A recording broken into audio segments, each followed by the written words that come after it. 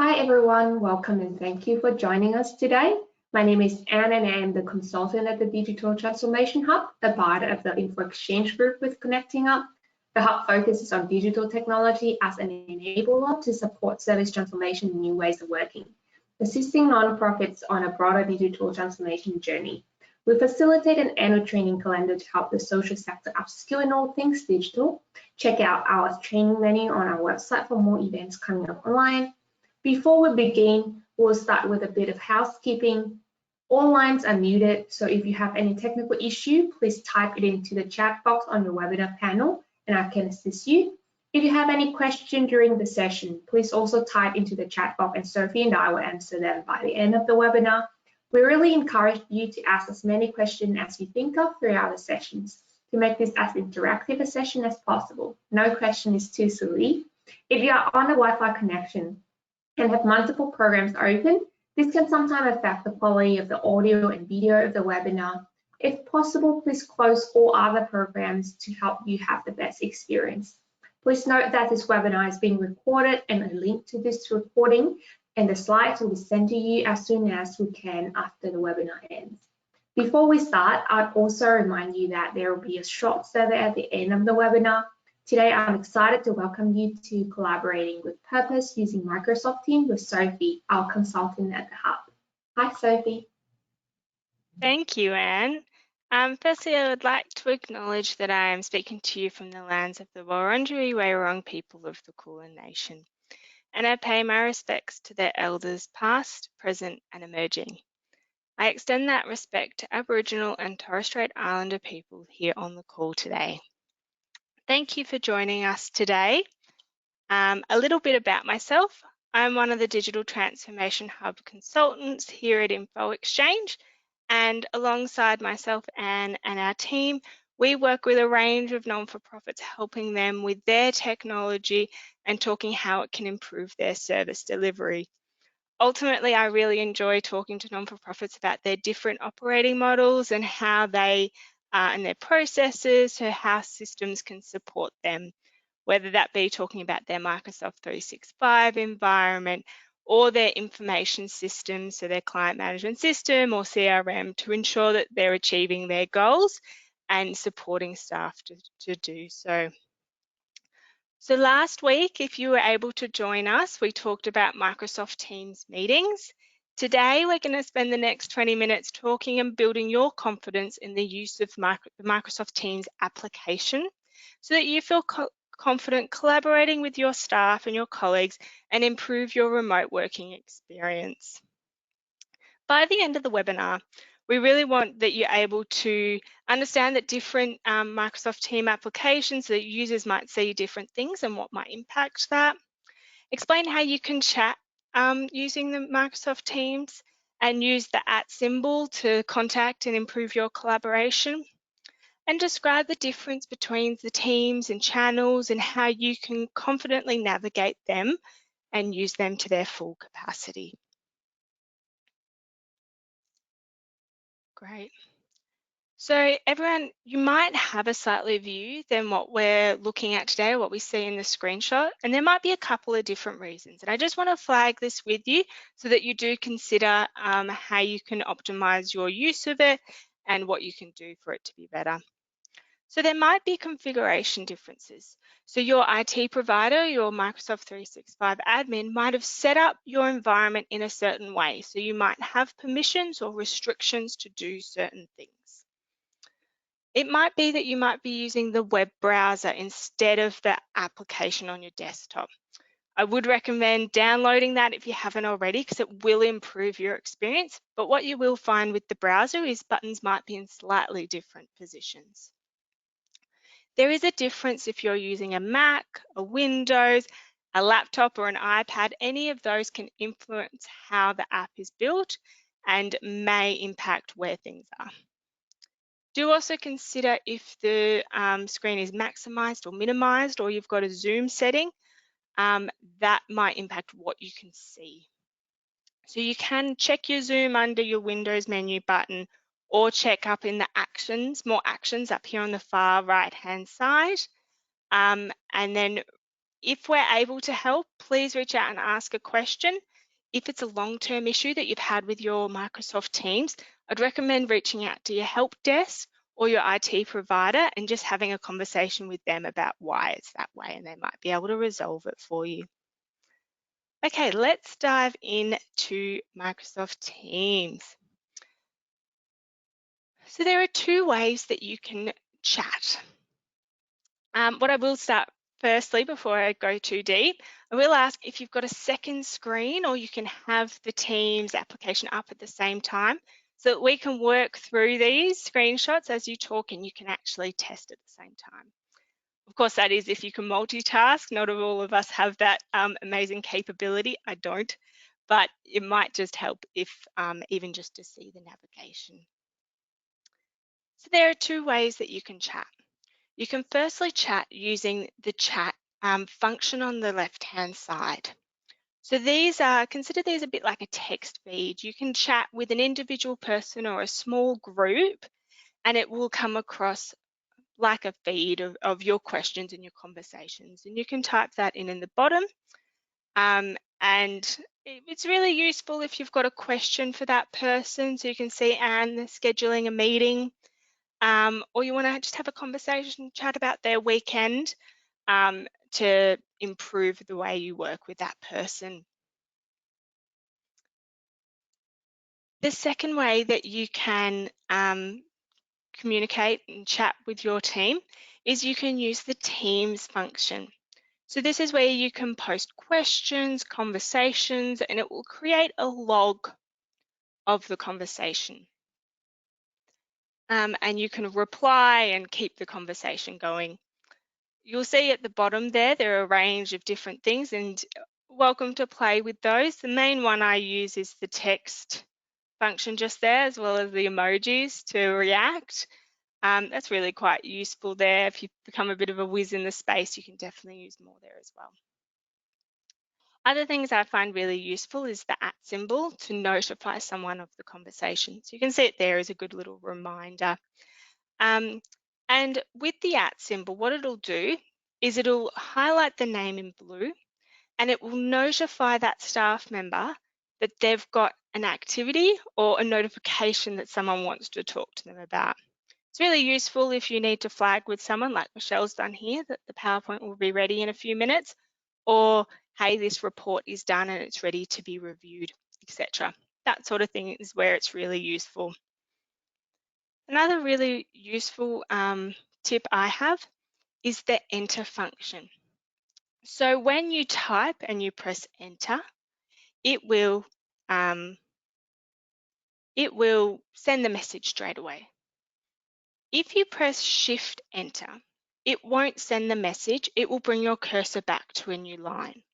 So that will help if you need to make multiple points or you're not ready to send your message yet. I use that quite a bit because I must have a lot to say.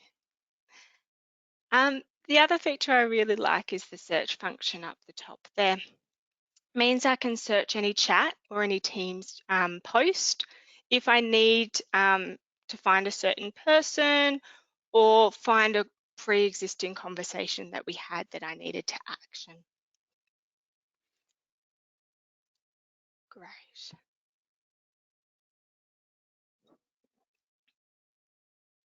The Teams collaboration space can be really quite confusing. This was something I needed to grapple with when I was working, and it can become a little bit overwhelming. So let's try and unpack it and clarify that for you. So when you click on the Teams function here, you'll see that there are a list of what we call teams. So these are a group and a collection of people, content, tools that surround different projects within your non-for-profit. So these are designed as a close group of people that you can collaborate and get things done. So it might really work for project-based work, or you might have it built according to your departments, and it reflects the structure of your organization. So you'll be able to find here conversations, files, notes that only the team members that have access to this team can see. Below the team, are channels. So these are specific topics, projects, disciplines, whatever works for your non-for-profit or your team. And these are where the conversations can happen and where things can get done. They can be open to anyone within the team, or they can be restricted, or what we call a private channel that only certain members within the team have access to. I'd like to give an example here because I'm not sure if we've described it clearly yet. So sometimes for those that learn that way, this will hopefully help. Let's say we have the fundraising team. So this is everyone that sits within that fundraising, the staff members that sit within that department. Then below that, you have a general channel so that you can put general bits and pieces, and that's the default one. And then you might have specific channels based on your project work. So you might have a regular giving channel. You might have a direct mail channel or a digital marketing channel that aligns to your fundraising. Then you might have a private channel for your major givers. So that might just sit a couple of people that work on the major giving program, and it's restricted because they might be talking about confidential givers or donors, or they might be talking about specific things they don't need other people to see. So they might have that as private. And then you can collaborate in that space according to the different projects and etc. Despite the lingo being confusing, the capacity to collaborate with the right people at the right time will enhance how you work together. By clicking on the 3 dots next to the channel, what you'll find is that you'll be able to manage the team, or depending on your permissions, you might be able to edit the team. This will show you who's in the team. And then you might be able to add people if you require that. That's really useful to understand who has access to those files or access to that conversation. Within that 3 dots, you can also hide the channel. If you don't need to see it on a daily basis, or you're no longer active in that piece and you don't want to delete it, you can hide it as well. Right. The great benefit of the channels is that you can add apps to the channel that appear almost as tabs on the top, just up there. And these are where you can collaborate in different ways. So we've been talking about the posts page where you can have those conversations. You'll see next to that there's files. So this is where, depending on how your Microsoft 365 environment is set up, if you're in the cloud, you will have all your files relevant to that team there. And they're uploaded to SharePoint as a default, and they will allow you guys to collaborate in that space. I will flag that if you open it within Teams, it will default to open the application within Teams. If you want it to open, for example, within PowerPoint, as this example, you just need to right-click and change that. It will still be a collaboration space, it just won't open in Teams, which is sometimes useful. Also at the top here, there's a default of Wiki. We don't really prefer Wiki, we prefer OneNote, but it's a useful way to put your notes in. There's also the plus function there. The plus allows you to add different applications. So, and this is where it might be flexible to your team. You might add Trello, or you might add OneNote. You might add what's useful to your team to collaborate well. The other one is you can add polls in there as well. Great. So we've jumped through that quite quickly, but before I jump to questions, we had a really great question last week around how do we install Teams into our organisation and get people to use it more in a best practice way. So I'd say once you've got it set up and you're happy with how it's set up, I would say start using it. Actually get people to start the conversation on there, and whether it's using the @ symbol, or instead of waiting for an email or contacting via email, jump on Teams and actually ask them a question there. Use the @ symbol to notify them. Become a Microsoft Teams champion in your organization and get them to adopt it that way. Great. I'll pass it back to Anne if we've got some questions. Thank you, Sophie. It was great. Please feel free to pop in questions whenever you have one from this moment. We got the first question. Did you say you could make channel within a team private? If so, how do you do that?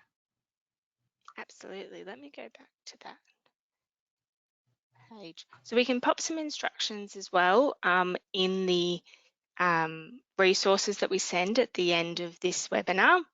As well, but you do just click on that channel and there's a function there to be able to make it private. It is when you create it so that then you're not having to manage users and who has access and etc. Great. My other question is, what is the general channel? Can you rename it or remove it? So it's set as general, and the rationale it's there is that it is a starting point for people to actually start those conversations. So you can't remove it, and we wouldn't recommend removing it because it provides that space for the haphazard question that doesn't align to any specific channel, as well as allows conversation to flow. A question from Catherine. What is best practice for when to use Teams and when to use Outlook for communication? I think that's a really interesting question because that is a dynamic that a lot of organizations face. And the best practice does depend on your organization and the confidentiality element. But I like to recommend Teams for those sporadic questions or those questions where the response is needed, and then email where it's a more complex question or when there might be additional work associated with that and you need that sort of formal channel. The next question from John. Can I integrate Microsoft Planner into Teams? I cannot see this as an app when I click the plus sign. Absolutely, you definitely should. So let's explore that a little bit further. Sometimes it will actually appear down the bottom here in the 3 dots down there as opposed to specific channels, but that's something we can explore further with you and get back to you on. Yeah, so to add to Sophie's answer, in Teams there are many extensions and they are still adding more and more of it. So if you have any issue or if you find it confusing, it's just because it's the nature of it is there are a lot of collaboration happening in Teams, but you can find, you can quickly find the Microsoft apps extensions in Teams, and then you can find some article or resources related to it on their website as well. While waiting for more questions, I will read the question from email I received before the webinar. So the next question would be, when I will add a files in Teams, who can see it? Absolutely. So if you would have remembered a little bit before, I explained to you that you can click the 3 dots next to the channel and that will see who has access to that channel or that team. And so that will see who has access to that file within that channel. The next question is about polls. Can we do polls in Teams? Yes, absolutely. And so that's where the plus on the top hand side of your channel, you can add polls there. You can also add specific polls in the chat. I'll just jump back. So you can add polls here. So that will be some of the more complex features on a post where you can add a poll. Please feel free to pop in more questions, even when today we don't have Teams right away to have a more interactive experience, but feel free to pop in questions if you have any. I think Teams has a really, sorry, go on then. Oh, sorry, Pete. I was going to say Teams has experience about using Teams. Absolutely, yeah. So Teams has a really great potential to help your staff communicate in different ways. And that's really where it has that, it can be overwhelming, but it is really important to get staff to use it. And even from, it takes them off other ways. I've worked in organizations where they've predominantly used WhatsApp pre-COVID, and it's hard to transition to using Teams. But what that is it removes them from their personal WhatsApp. It moves them into the organization's structure, and actually means that they can manage their own work a lot easier because it's within the Teams environment. It's within their work environment. It just doesn't have four walls like an office. With the posts in Teams, can you attach file? What other files that I can attach to it? Absolutely, you definitely can add files. So I'll jump back. So there's an attachment like a paperclip down the bottom of the post, and you can either add, so you can click on that and go through your file directory, or you can drag the document into your chat, and then you can add a message and post it to that relevant person or relevant team to aid how they use it and have access to it.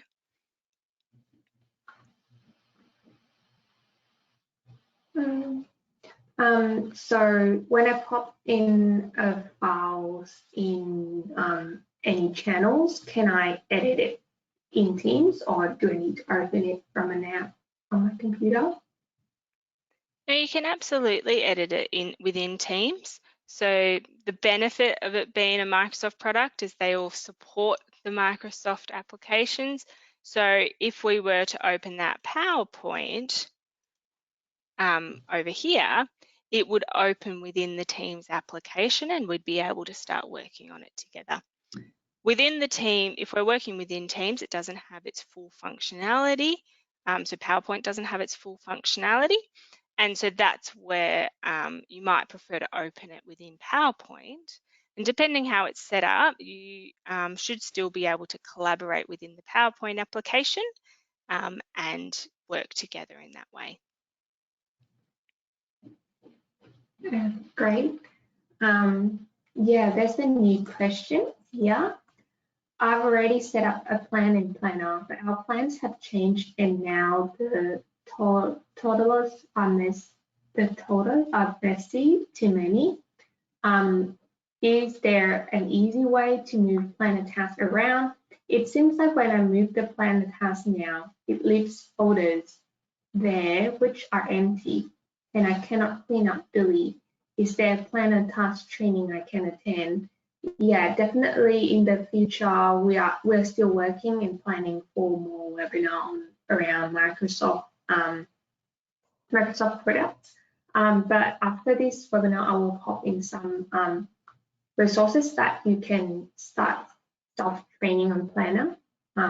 So yeah, definitely be in touch after this webinar, Tristan. And to extend on that from Anne's response, if you do have any specific questions about your Microsoft environment or any other technology that you use within your organization, this is where the Digital Transformation Hub can really help you. We have advisory experts that can talk you through your specific question and help and advise you in your next step or your next journey. So I would recommend jumping on the Digital Transformation Hub website and having a look there and how we can further help you. I will pop in the Digital Transformation Hub website here in the chat so you all can have a look.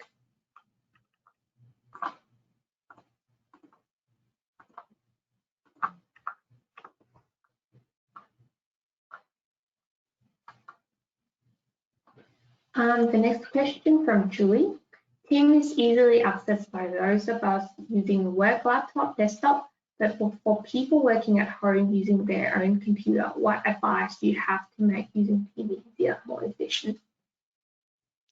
So depending on permissions, they can absolutely still download the Teams application to their own personal laptop and log in with their work password and be able to collaborate that way. There's some permissions things that from a back end that need to be managed, but for the user at home using their personal laptop, they can still download the Teams application and start collaborating even if they don't have a work laptop.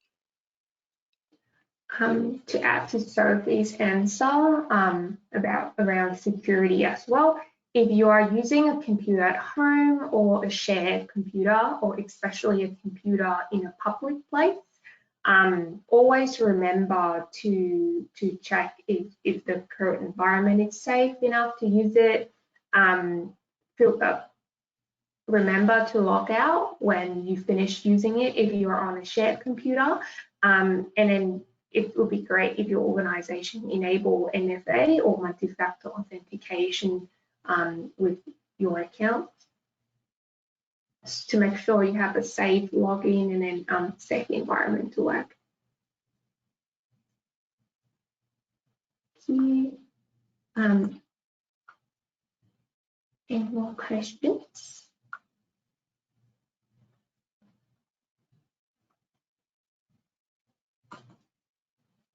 Like currently now, what is a poll?